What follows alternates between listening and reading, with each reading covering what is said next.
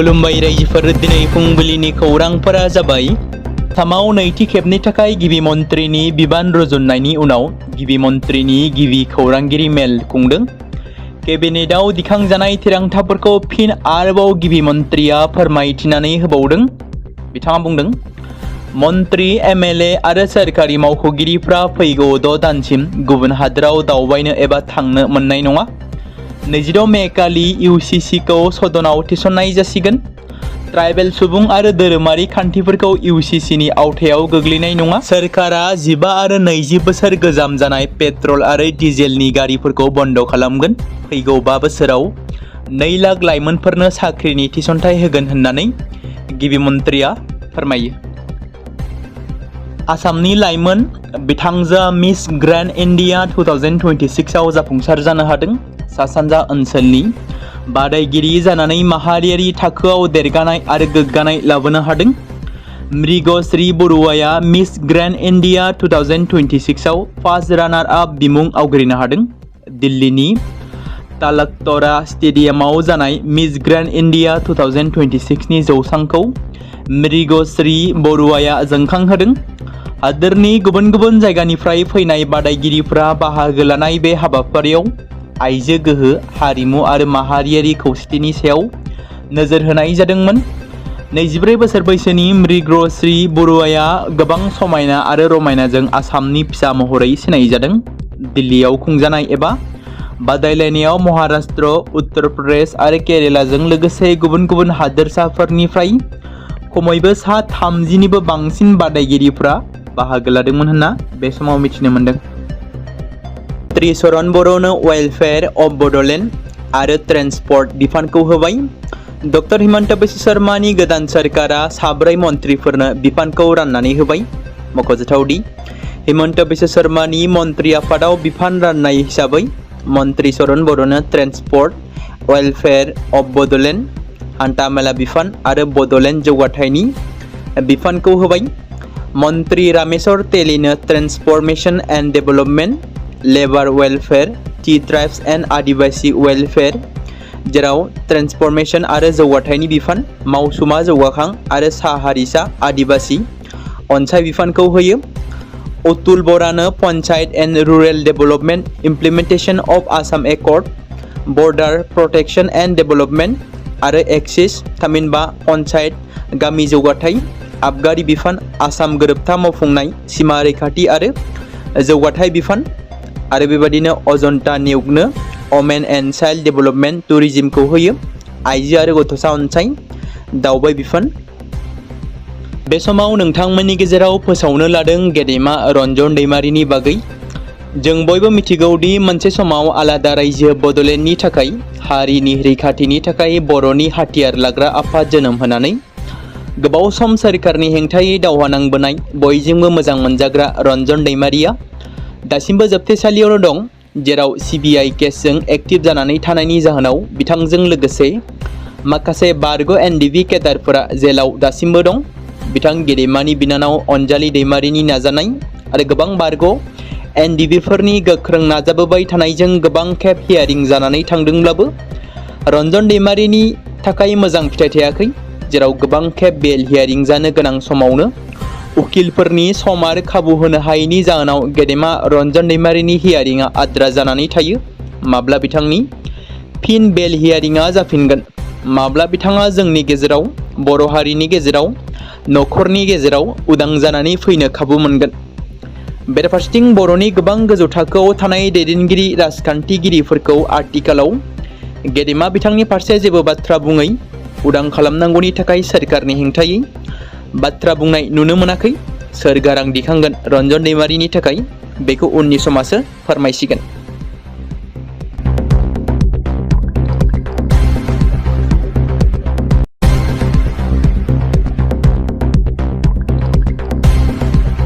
बे समाव मोनसे गोजोनथाव खौरां बाक्सा जिल्लानि बरमायाव थानाय रुरेल एकाडेमिया लानानै फैदों नोंथांमोननि थाखाय मोनसे गोजोनथाव खौरां। थांनाय एसएसएलसी आरो हायर सेकेन्डारिनि आनजादाव जाय फरायसा आरो फरायसुलिफोरा उथ्रिसारनो हायाखैमोन एबा फेल जादोंमोन, बेनि थाखाय रि एग्जाम होफिननो गोसो गुदुं फरायसाफोरा थाबैनो बरमा सेकेन्ड गेटआव थानाय रुरेल एकाडेमियाव मुं थिसनफैनानै मेट्रिक आरो एचएस आनजादखौ होफिननो हागोन। बेनि अनगायैबो जाय फरायसाफोरा थांनाय मेट्रिक आरो एचएस आनजादाव नांगौ बादि जौखोन्दो एबा मार्क्स लानानै उथ्रिसारनो हायाखैमोन, बिथांमोनाबो बे रुरेल एकाडेमियाव एडमिशन खालामफैनानै मार्क्स इमप्रुभमेन्ट खालामनो हागोन। स्ट्रिम हिसाबै आर्ट्स, साइन्स आरो कमार्सनि गासैबो फरायसाफोरा रुरेल एकाडेमियाव एडमिशन खालामनो हागोन। बेनि थाखाय थाबैनो 8761903455 नङाब्ला 87203585 जानबुं नम्बराव जगाजग खालामहरनो हागोन।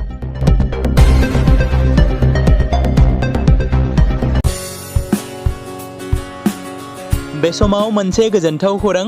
क'क्राझार जिल्लानि सिङाव थानाय बड'लेण्ड एकाडेमि सेनियर सेकेन्डारि स्कुला लानानै फैदों बिटिसि हालामनि थाखाय मोनसे गोजोनथाव खौरां।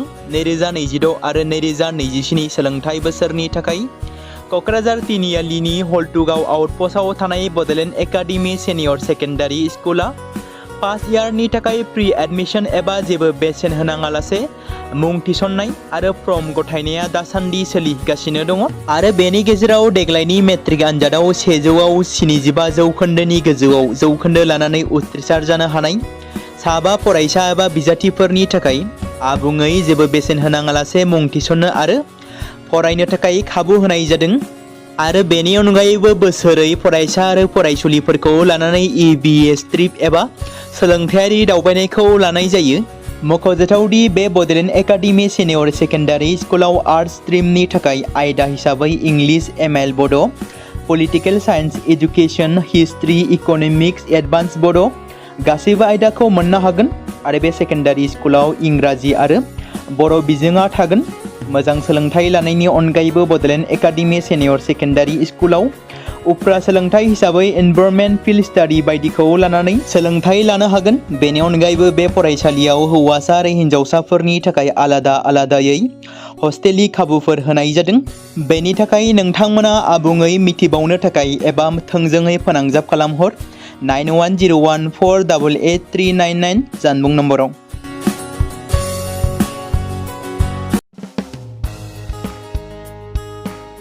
बे समाव मोनसे गोनां फोसावथाय बर' सावथुन नायनानै मोजां मोनग्रा गासै बर' रायजो राजाफोरनि गेजेराव लानानै फैदों मोनसे बर'नि OTT प्लेटफर्म गोनां, जाय प्लेटफर्मनि गेजेरजों नोंथांमोना बर'नि गोदान गोजाम सावथुनफोरखौ नुनो मोनगोन। थांनाय माखासे बोसोर सिगां बर'नि गेजेराव लानानै फैनाय निउबो एप बायदिनो फिन आरोबाव लानानै फैदों बर' रायजो राजाफोरनि थाखाय। बे बाथ्राखौ मख'नाया गोनांदि 2025 मायथाइनि जानुवारि दानाव ओंखारनाय आंगो स्ट्रिम मुंनि मोनसे OTT प्लेटफर्म गोनां निउबो एपनि गेजेरजों नोंथांमोना गोबांथार बर'नि सावथुनफोर जेरै ट्रेजेडि, रमान्टिक, एक्सन आरो कमेडिजों बुंफबनाय सावथुनफोरखौ नुनो मोनगोन। जेरै सनानि नखर, थांखि गैयै समाज, अनसुला आफा, हिर', बिमा बायदि बाजै, अर, थैसाम, वान्टेड, संदान आरो रं नाम्बार बायदि सावथुनफोरा मख'जाथाव। बेफोर सावथुनफोरखौ नायनो थाखाय नोंथांमोना गिबियावनो आंगो स्ट्रिम एपखौ गाव गावनि मबाइलाव थानाय प्ले स्ट'रनिफ्राय डाउनल'ड खालामनानै लोगोसे इनस्टल खालामनानै गावनि मबाइल नाम्बारजों लगइन खालामनानै लाग्रोनांगोन। बेनि उनाव नोंथांमोना गोबांथार नुनो मोनै सावथुनफोरखौ गुगोल पे, फन पे आरो पेटिएमजों रं नाम्बार सावथुनखौ नायनो थाखाय 60 रां आरो संदान सावथुनखौ नायनो थाखाय 80 रां, वान्टेड सावथुनखौ नायनो थाखाय 60 रां, थैसाम सावथुनखौ नायनो थाखाय 60 रां बेबायदिनो गोबांथार नुनो मोनै सावथुनफोरखौ नायनो थाखाय सुबिदा खालामनानै होदों आंगो स्ट्रिम प्लेटफर्मा। फिन नोंथांमोननि गेजेराव फोरमायबावनो लादों बर' सावथुन नायनानै मोजां मोनग्रा गासै बर' रायजो राजाफोरनि गेजेराव लानानै फैदों मोनसे बर'नि OTT प्लेटफर्म गोनां, जाय प्लेटफर्मनि गेजेरजों नोंथांमोना बर'नि नुनो मोनै सावथुनफोर जेराव गोदान गोजाम सावथुनफोरखौ नुनो मोनगोन। बे बाथ्राखौ मख'नाया गोनांदि 2025 मायथाइनि जानुवारि दानाव दिहुनजानाय आंगो स्ट्रिम मुंनि मोनसे OTT प्लेटफर्म गोनां एपनि गेजेरजों नोंथांमोना गोबांथार बर'नि ट्रेजेडि, रमान्टिक, एक्सन आरो कमेडिजों बुंफबनाय सावथुनफोरखौ नुनो मोनगोन। जेरै रं नाम्बार, संदान, वान्टेड, थैसाम, अर, बिमा बायदि बाजै, हिर', अनसुला आफा, थांखि गैयै समाज, सनानि नखर बायदि बायदि सावथुनफ्रा मख'जाथाव। बेफोर सावथुनफोरखौ नायनो थाखाय नोंथांमोना गिबियावनो आंगो स्ट्रिम एपखौ गाव गावनि मबाइलाव थाखानाय प्ले स्ट'रनिफ्राय इनस्टल खालामनानै गावनि मबाइल नाम्बारजों लगइन खालामखांनायनि उनाव नोंथांमोना गोबांथार नुनो मोनै सावथुनफोरखौ गुगोल पे, फन पे आरो पेटिएमजों रं नाम्बार सावथुनखौ नायनो थाखाय 60 रां, संदान सावथुनखौ नायनो थाखाय 80 रां, वान्टेड सावथुन सावथुनखौ नायनो थाखाय 60 रां, थैसाम सावथुनखौ नायनो थाखाय 60 रां, बेफोरबायदिनो अर सावथुनखौ नायनो थाखाय 60 रां पे खालामनांगोन। बेबायदिनो गोबांथार नुनो मोननाय बर' सावथुनफोरखौ नायनो थाखाय सुबिदा खालामनानै होदों आंगो स्ट्रिम प्लेटफर्मा। बे समाव मोनसे गोजोनथाव खौरां, बिटिसि हालामनि रायजो राजाफोरनि थाखाय मोनसे गोनां फोसावथाय। क'क्राझार जिल्लानि सिङाव थानाय बड'लेण्ड एकाडेमि सिनियर सेकेन्डारि स्कुला लानानै फैदों गोजोनथाव खौरां। बड'लेण्ड एकाडेमि सिनियर सेकेन्डारि स्कुला 2026 आरो 2027 सोलोंथाइ बोसोरनि थाखाय लानानै फैदों नार्सारिनिफ्राय लानानै थाखो 9 सिम फरायसा आरो फरायसुलिफोरनि गुन गोनां सोलोंथाइनि थाखाय खम बेसेनावनो गोदानै मुं थिसननायनि खाबुखौ होगासिनो दं।